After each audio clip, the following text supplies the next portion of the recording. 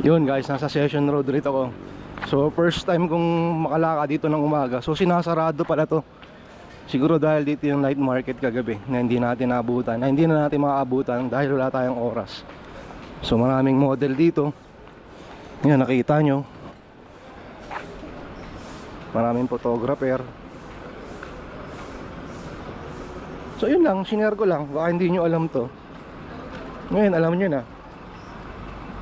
Kayo na mag-adjust.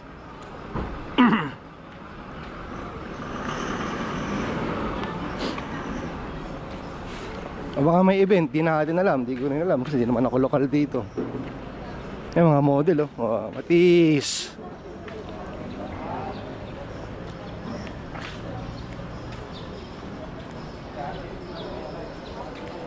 Ma? Baka Rupina yan.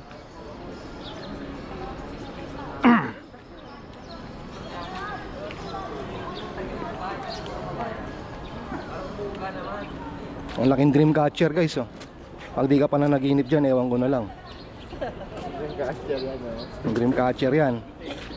Pag di ka pa na naginip, ewan ko na lang.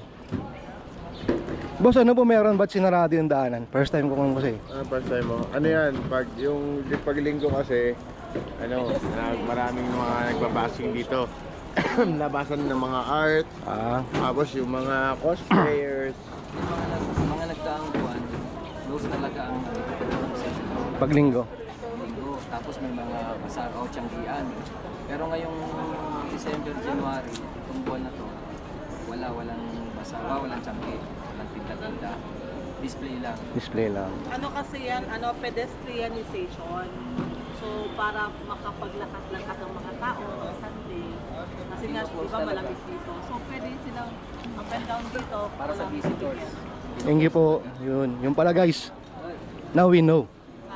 Bili kayong dream catcher. Pag di kayo bumili, di kayo mananaginip. Dream catcher kuya. Ano ba yan? Ano ba yan? Ha?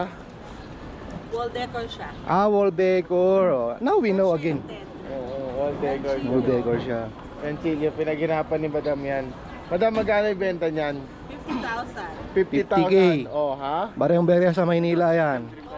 50. Kasya nasa. Hindi naman dream catcher oh. Yun nasa dito. Di ba? Support na doon sa. Ayan o. Oh, yun oh. Ito na lang bilhin nyo guys. Tupalo na lang yung wall decor. Mandala.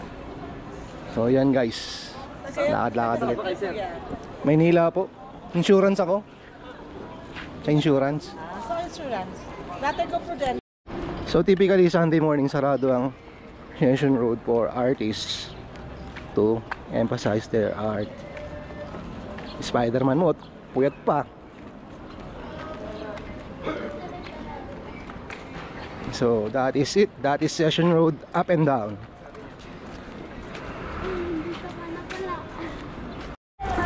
So guys, dito tayo ngayon sa Sky Ranch Baguio. So kasawian palad 11 PM, 11 AM ang bukas nila. Ayan, maintenance pa. Napakaga yung dating natin. So ayan yung mga rides, no? Ang pwedeng mahiram? Ayan. Oo. Lapit lang nga. Ito, yun ang oras na karbalik ko kagabi. Ay, ang oras na karbalik ko kagabi. So ang admission 80 pesos. 11 AM. So 10 AM na. So babalik ako mamaya dito kasi 2 PM pa naman yung bus ko. Subukan natin lahat ng rides nila. So mahina 1,000. Okay na yan. We will be back. Yan guys ha.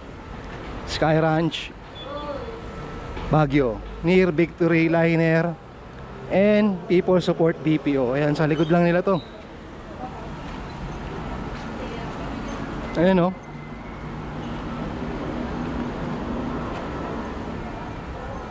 So ayan lang, may carousel ka. Siguro sa baba yung go-kart, Ferris wheel. Siyempre Vikings. Hindi pwedeng walang Vikings, no? Tapos yung roller coaster nila ng pambata. So yun guys, ito na yung Sky Ranch Baguio.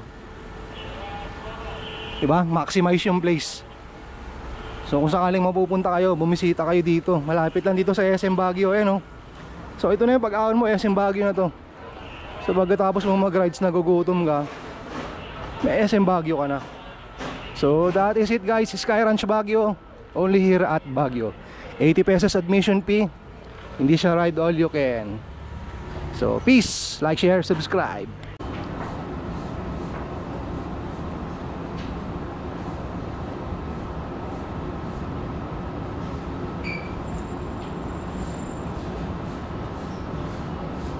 Masarap talaga.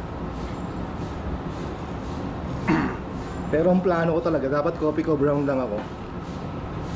Yun nga lang, sarado pa yung mga store sa baba. Eh, anong oras na rin? 7:30 na.